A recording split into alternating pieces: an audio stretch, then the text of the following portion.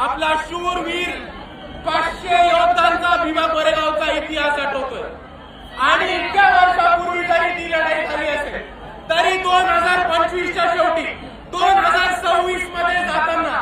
आजही भीमा कोरेगावला लाखोच्या संख्येने भीम अनुयायी येतात आणि आपण यांनी हेच दाखवून दिले की भीमा कोरेगावच्या दिवशी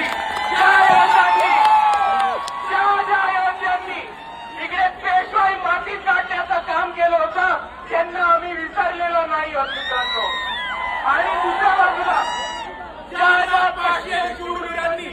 इकडच्या व्यवस्थेच्या विरुद्ध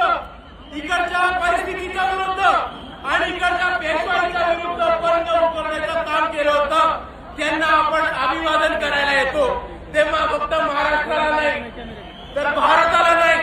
तर अख्ख्या जगाला दाखवून देतो की हे बाबासाहेबांची औलाद अजूनही लढलेलो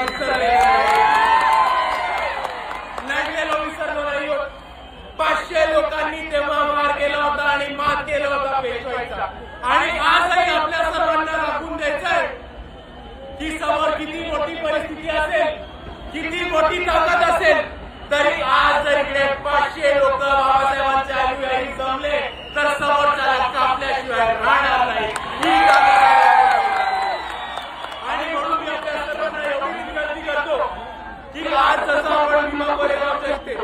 अभिवादन करायला एवढं मोठं संख्येने आलो त्याच पद्धतीने आपल्याला हा शौर्याचा इतिहास आणि आपल्याला आपल्या समाजाचा लढवय्या इतिहास पुढे घेऊन प्रत्येक क्षेत्रामध्ये घेऊन जायचा आहे आणि भीमा कोरेगावच्या शौर्याला आपण तेव्हाच अभिवादन करू जेव्हा आपण त्यांच्या पद्धतीने त्यांच्यासारखे छाती ठोकपणे लढणं शिकू। एवढं म्हणून माझे 2 शब्द थांबवतो। आपल्या सर्वांना एकदा पुन्हा एकदा जय भीम जय संविधान।